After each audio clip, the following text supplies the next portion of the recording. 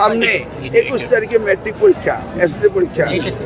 এই এসএসসি পরীক্ষার আইন আমাকে পাল্টাতেই হবে। এবারের এসএসসি পরীক্ষার্থীদের জন্য এসেছে কঠোর এক বার্তা।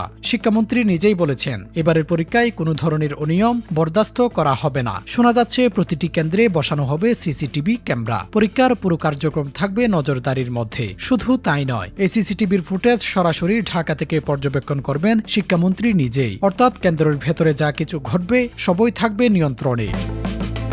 শিক্ষামন্ত্রী স্পষ্টভাবে বলেছেন, যদি কোনো শিক্ষক বা শিক্ষার্থী অসৎ উপায় তথা নকল করার চেষ্টা করে তাহলে তা কঠোর হস্তে দমন করা হবে। প্রয়োজনে পুরো কেন্দ্র বাতিল পর্যন্ত করা হতে পারে। এই ঘোষণার পর স্বাভাবিকভাবে অনেক শিক্ষার্থীর মধ্যে উদ্বেগ তৈরি হয়েছে।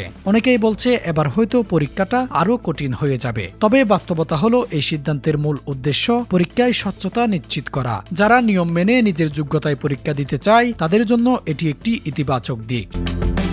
শিক্ষামন্ত্রী আরও জানিয়েছেন, এবারের এসএসসি পরীক্ষার্থীদের জন্য রয়েছে নতুন কিছু চমকও, যদিও সেগুলোর বিস্তারিত এখনও পুরোপুরি প্রকাশ করা হয়নি। সর্বশেষ তিনি বলেন, যারা ভালোভাবে প্রস্তুতি নিচ্ছে, সৎভাবে পরীক্ষা দিতে চায় তাদের জন্য রয়েছে শুভকামনা। কারণ সফলতা কখনো শর্টকাটে আসে না, এটা আসে পরিশ্রম, সততা আর আত্মবিশ্বাসের মাধ্যমে। তাই ভয় নয়, প্রস্তুতি নাও, আত্মবিশ্বাস রাখো আর সৎভাবে পরীক্ষায় অংশ নাও, কারণ এই পরীক্ষায় তোমার ভবিষ্যতের বড় প্রথম ধাপ।